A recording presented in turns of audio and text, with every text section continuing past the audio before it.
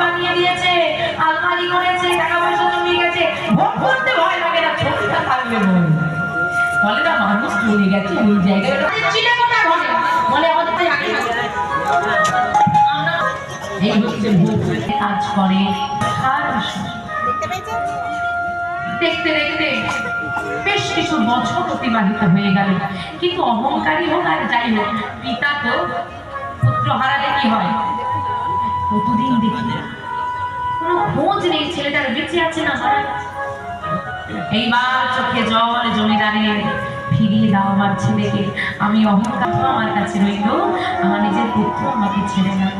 চলল খোঁজ, ধীরে ধীরে ধীরে ধীরে পুত্র শোকে অসুস্থ হয়ে গেলেন জমিদার। অবশেষে খোঁজ পাওয়া গেল বর্ধমান জেলায় লালা, কিন্তু লালা ধীরে ধীরে শয্যাশায়ী হলেন জমিদার বাবু। গোবিন্দকে জানিয়ে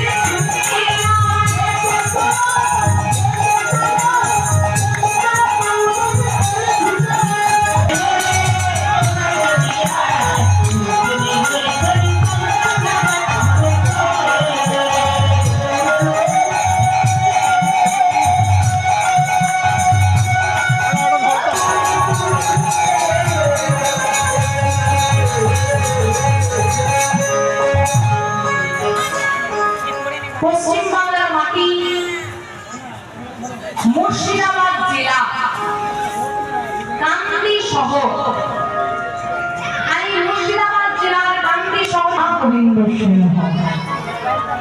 এই জমিদারি কটা ভাগ হলো না, দুই ভাগ, দুটো ভাগ হলো, তাহলে জমিদারি পরিমাণটা কমে গেল। কিন্তু দেখা গেল পরবর্তীকালে রাধাগোবিন্দ সিংহের কোনো সন্তানাদি হল না। গঙ্গা গোবিন্দ সিংহের সমগ্র জমিদারি একমাত্র পুত্র। মা বাড়ির যদি একমাত্র পুত্র সন্তান হয় সেটা তো হয়,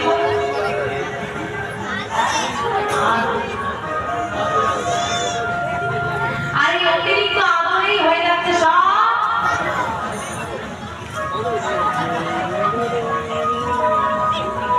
আগে পরিবারে 5টা 6টা 7টা 10টা 11টা 12টা পর্যন্ত সন্তান আছে,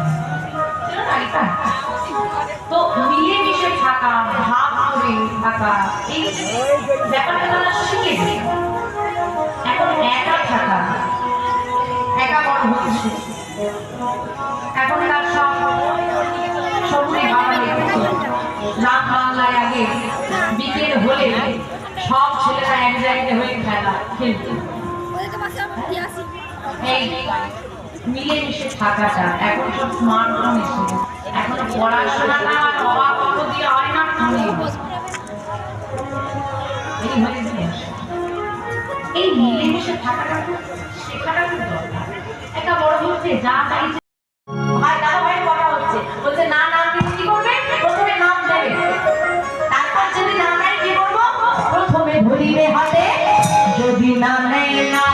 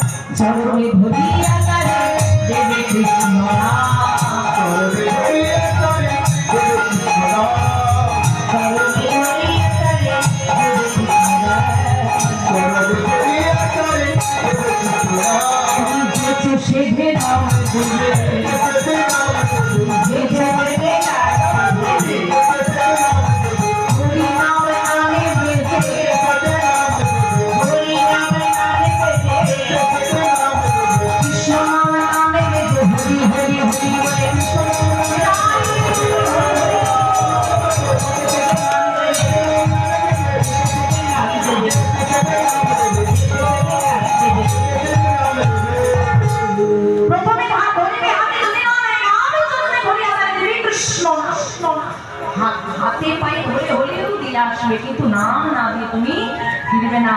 জগাই বাংলার হ্যাঁ দুষ্ট বিরাটারি বনশ্রী কানা দিয়ে মেরেছি আমার ঘোড়া চাঁদকে নিতাই চাঁদকে কিন্তু ভাইকে কথা দিয়ে এসেছে নাম দিয়ে আসো হাতে ধরে বলছে মেরেছি সারো মার কিন্তু মদনী কৃষ্ণ শ্রী এত প্রেম কোথায় পাবে বলতো।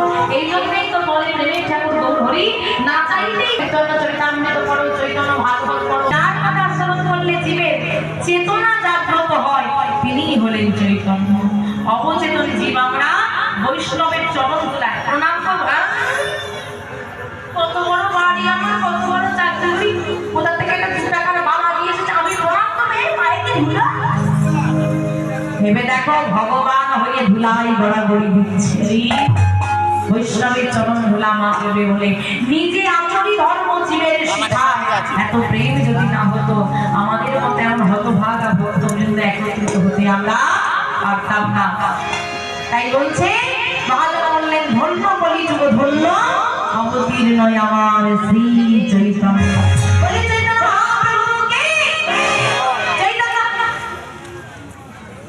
সেবা হয়েছে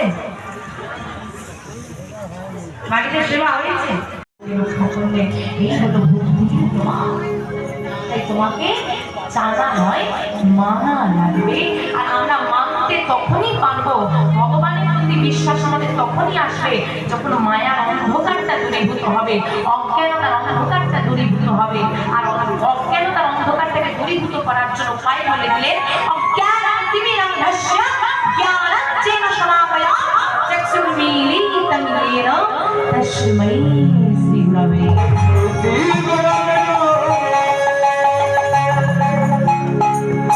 অজ্ঞানং তিমিরন্ধস্য আমার তিমির শব্দের অর্থ কি বললাম অন্ধকার। অজ্ঞানং তিমিরন্ধস্য অজ্ঞানতার অন্ধকারটাকে ধ্বংস করে জ্ঞান যেন শলাকয়া শলাকয়া কথা অর্থ হচ্ছে আলো জ্ঞানের আলোটা তিনি জ্বেলে দেবেন। আলো কিসের প্রয়োজন প্রমাণ আপনাকে বাস্তব দিন এইখানে এত আলো চলছে বলে আপনি আমায় দেখতে পাচ্ছেন আমি আপনাকে দেখতে পাচ্ছি। আপনি আপনার জায়গায় বসে থাকুন লাইটম্যানকে বলুন সব লাইট অফ করে দিতে কি হবে কেউ কাউকে দেখতে পাবো না। রবীন্দ্র হৃদয় মন্দিরে বসে আছে মায়ার অন্ধকার আছে আলো না জ্বললে দেখা যাবে না। জ্ঞানের আলোটা তিনি উন্মোচন করে দেবেন চোখটা তিনি খুলে দেবেন। আমি কিছু বন্ধ করে বসে আছি আরে এই চোখের কোনো দাম নেই 40 পেরোলে চশমা না দিয়ে সামনের ব্যক্তিকে চেনা যায় না ভগবান তো দূরের।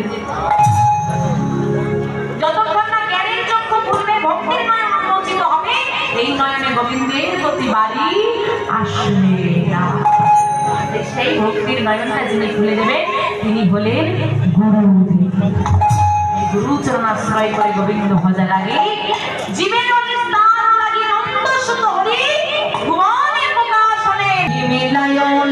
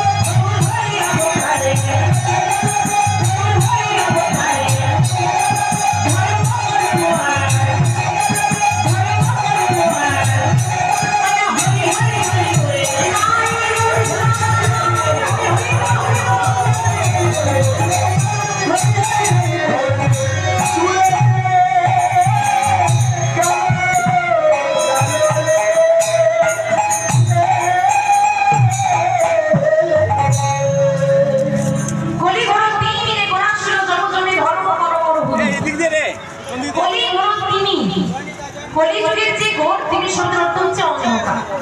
কলিযুগের যে ঘোর অন্ধকার, যে অন্ধকার বিমোচিত হয়ে ভুলে গেছি কে আমার পিতা এসেছি, কে আমার আসল পরিচয়, কে আমার আপন, কে আমার আপন, সেটুকু বিচার বুদ্ধি লোক পেয়েছে। পরকে আপন ভাবিয়া মানিলাম কিন্তু আপনকে করিলাম না। ওইটা একটা গান হয় না, গানগুলো আমরা শুনি, ভাষাগুলো বুঝি না। পরকে সন্তান খুশি আপনাকে চেনে না চেনে না এটা জানেন না? ধরুন আপনার সন্তান হয়েছে, ভূমিষ্ঠ হওয়া মাত্র আমি নিয়ে চলে এলাম, আমি তাকে মানুষ করলাম, মা বলে সে কাকে ডাকবে? আমাকে ডাকবে, আপনাকে তো মা বলে চিনতে না। ভেবে দেখুন আপনি তাকে গর্ভে ধরে রেখেছেন, যার জন্য আপনি ঠিক মতো ঘুমোতে পারছেন না, ঠিক মতো খাওয়া দাওয়া করতে পারছেন না, অসুস্থ হয়ে আছেন, সেই আপনাকে চিনবে। আর এটাই বৃদ্ধ বয়সে গিয়েও হয়, যার জন্য আপনি সারা জীবন করলেন, বৃদ্ধ বয়সে সেই কিন্তু আপনাকে আর চিনতে পারে না। প্রমাণ দিচ্ছে যেদিন তুমি এসেছিলে সেদিন তুমি একা এসেছিলে, যেদিন তুমি যাবে সেদিন একা যাবে, বাকি যেগুলো দেখছো সবই মায়া। এখন সময় প্রিয়জনের প্রিয়জন, যতদিন তোমাকে প্রয়োজন হবে প্রিয়জন তুমিও হবে, আর প্রয়োজন ফুরিয়ে গেলে কেউ আর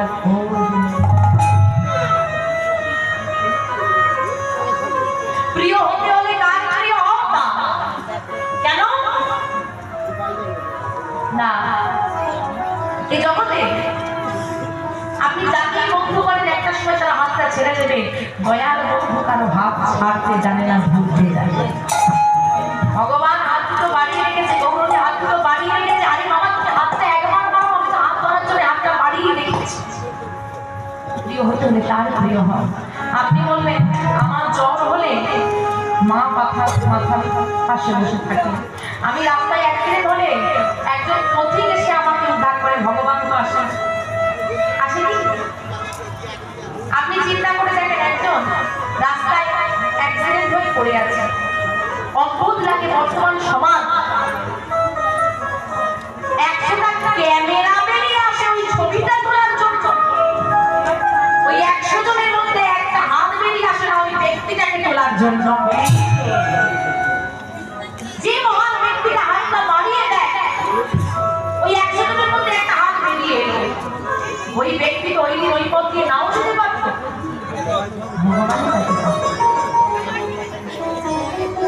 তুমি যদি তার স্মরণে থাকো, বিশ্বাস করো, এতটুকু মিথ্যে বলছি না, জীবন দিয়ে পরম করে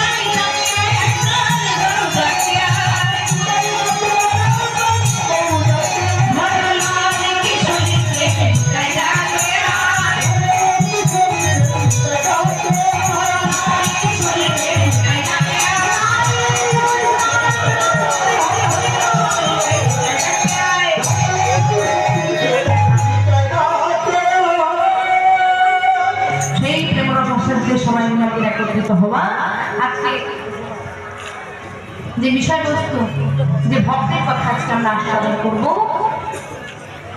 সেই ভক্ত এই পশ্চিমবাংলার ভক্ত, যিনি বৃন্দাবনে গিয়ে আমার রাধা গোবিন্দকে লাভ করেছিলেন এবং নিদর্শন রেখে গেছেন। আমরা যারা এখানে বসে আছি, দাঁড়িয়ে আছি, সবাই বলছি এখন বহু মায়েরা কর্মক্ষেত্রের সঙ্গে যুক্ত, বাড়ি বাড়ি ছোটা কিছু কর্ম করছে, আর বাবারা তো অবশ্যই কাকে কি বলবো, যার থেকে আঙুল তুলে তাকে আপনার নিজের দোষ আগে স্বীকার করে। যাই হোক, আমরা কর্মক্ষেত্রে ব্যস্ত থাকি, সবাই চেষ্টা করি আজকে যে অবস্থায় আমি আছি কালকে যেন এর থেকে একটু উন্নতি আমার হয়। সেই উপলক্ষে আমরা মন্দিরে গেলেও অনেকে আছি যারা ভগবানকে জানিয়ে আসি, আমাকে এই জিনিসটা দিও, আমাকে ওই জিনিসটা দিও, কি বলি না, কেউ বলো না, বলো না, কিছু না কিছু, যা কেউ সুখ চাইছে, কেউ শান্তি চাইছে, কেউ উন্নতি চাইছে, কেউ ছেলে মেয়ের ভালো চাইছে, কেউ স্বামী ভালো চাইছে, কেউ সংসারের মঙ্গল চাইছে। এখন আমার নতুন ফ্যাশন বেরিয়ে গেছে, বলে পরের বছরের মধ্যে ছেলের বিয়ে হয়ে গেলে তোমাকে মাথা সাবটের বেল দিয়ে যাবো, মানে ঘটকিরিটাও এখন ভগবানকে নিতে হবে। এই হয়েছে অবস্থা। সারা বছর পড়বে তুমি, পরীক্ষার সময় বলে যাবে পাপ যেন করি। এই হয়েছে গোবিন্দের প্রতি ভালোবাসা, যার যেমন মনে ভাবনা চায়। আজকে যে ভক্তের কথা শুনবো, বাবা ভগবানের কাছে কি চাই, আমাকে চাইতে হয়।